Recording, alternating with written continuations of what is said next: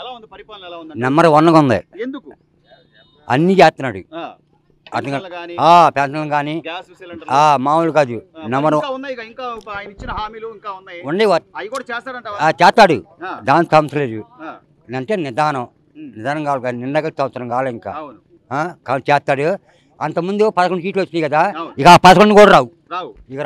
జనాల్లో ఇంకా మనం ఉన్నాము, లేకపోతే ఏదో 39% ఓటు బ్యాంక్ ఉంది, నాకు ప్రతిపక్ష హోదా ఇవ్వండి, అవన్నీ వస్తా మాట్లాడండి. అవన్నీ వస్తాయి. అది చెప్పుకోవడానికి పనికి వస్తాయి కానీ రెండోది పనికి రావు. ఆ 11 సీట్లు కూడా రావు ఈసారి. అసలు నెంబర్ 1 ఇంటికి వచ్చి ఇస్తున్నారు. అంతకుముందు జగన్ ఉన్నప్పుడు గుట్టకి నిలబడిన వాళ్ళం. ఇప్పుడు కాదు, ఇంటికి వచ్చి కమ్మకి ఇచ్చేస్తున్నారు. వాలంటీర్లు కూడా లేకుండా ఈ రోజున సచివాలయ ఉద్యోగులే మనల్ని వెతుకుని మన దగ్గరికి వచ్చి వాళ్ళు వర్క్ చేస్తున్నారంటే వాళ్ళు కూడా చాలా కష్టపడుతున్నారు. అది వాస్తవమే, కష్టపడుతున్నారు. అది వాస్తవమే. ఇప్పుడు ఇంటికి వచ్చి ఎలా పింఛన్లు చక్కగా ఇస్తున్నారు. ఇది గుట్టలు పడకుండా. జగన్ ఉన్నప్పుడు గుట్టలు ఉండేవాళ్ళు, మాకు కొట్టుకునేవాళ్ళు. కానీ ఇప్పుడు ఇంటికల్లా వచ్చి చక్కగా ఇస్తున్నారు. ప్రశాంతంగా ఉంది. నెంబర్ 1 ఉంది. 50 కోట్లు ప్రజాధనం వృధా చేశాడు వాలంటీర్లను పెట్టి. సాక్షి పేపర్ కొనసాగించకుండా వాళ్ళని కూడా మోసం చేశారు కదన్నా. సాక్షి పేపర్ ఇన్ని కోట్లు అని వేసుకున్నాడు. అంతా పరిపాలన అర్థం అవ్వబట్టే జనం వ్యతిరేకించింది. పరిపాలన అనేది అంత ముందు కరెక్ట్ లేదు. మళ్ళీ అయితే ఆలోచించారంటావా? అలాంటి పరిస్థితులు ఆలోచిస్తారు జగన్ గురించి.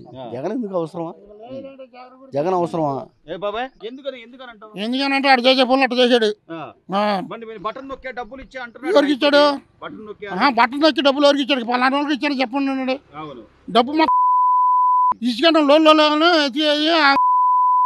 ఒక రోడ్లు గుంటలు పడినా కానీ ఏదైనా కానీ ఆ గుంటలో పడి బైకులో పడినాయి, ఆడోళ్ళు పడి మొగలు పడి పడుతున్నారు కదా. ఓ గుప్పుడు మట్టిపోసాడా? పోయిలా రోడ్లు కూడా బాగుంటాయి. చక్కగా పెన్షన్ కూడా ఇళ్ళకొచ్చి ఎవరు పెన్షన్ వాళ్ళకి ఇస్తున్నారు, చక్కగా తీసుకుంటారు, వాడుకుంటారు. దాంతో పాటు ఇంకో 4 పథకాలు కూడా ఉన్నాయి. ఆ 4 పథకాలు కూడా ఇవ్వాలి అంటే నిదానంగా ఇస్తానండి, కొంచెం టైం ఇవ్వండి చంద్రబాబు గారు అడుగుతున్నారు. టైం ఇవ్వడం మంచిది అంటావా బాబాయ్? మంచిదే. ఎందుకు?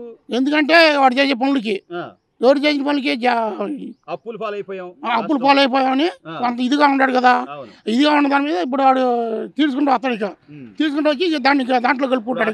గత ప్రభుత్వంలో చాలా మంది పెన్షన్లు కూడా తీసేశారు. మీకు కారు ఉందనో లేకపోతే మీకు సివిల్ స్కోర్ అంటే ఏదో రిటర్న్ ట్యాక్స్ ఉన్నాయో, ఐటీ రిటర్న్స్ ఉన్నాయో. మా ఊళ్ళో 10 ఎకరాలు 5 ఎకరాలు 7 ఎకరాలు ఉండేవాళ్ళు ఉన్నారు. వాళ్ళకి పెన్షన్ డబ్బులు వస్తున్నాయి. చెప్పాను నేను. కనీసం 100లో కనీసం ఒక 20 మంది 30 మందికి వస్తున్నాయి. మరి వాళ్ళకి ఎందుకు ఇచ్చినట్టు డబ్బులు అయ్యి అదిగో మీరు చెప్పాలిగా. ఇప్పుడు ఉన్నాడు అదేంటంటే లేని వాడికి ఇవ్వమని ఇచ్చాడు.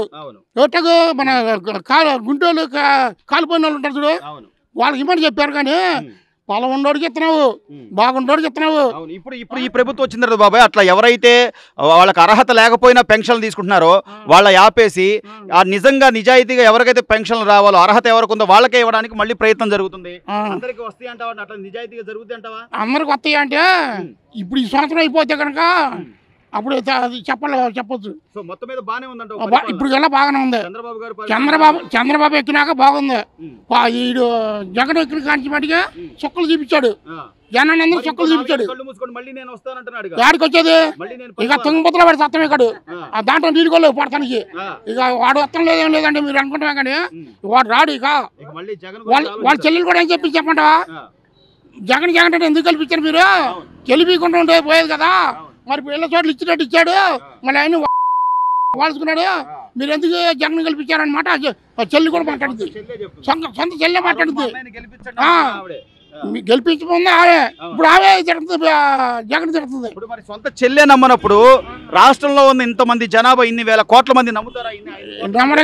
నమ్మరండి లేదండి. ఇక నమ్మరేక జగన్ ఏం చెప్పినా నెంబరు. జగన్ తీసి పక్కన చేసాయి. పవన్ కళ్యాణ్ చంద్రబాబు నాయుడు వీళ్ళు ఉండడం బాగుంటుంది. అది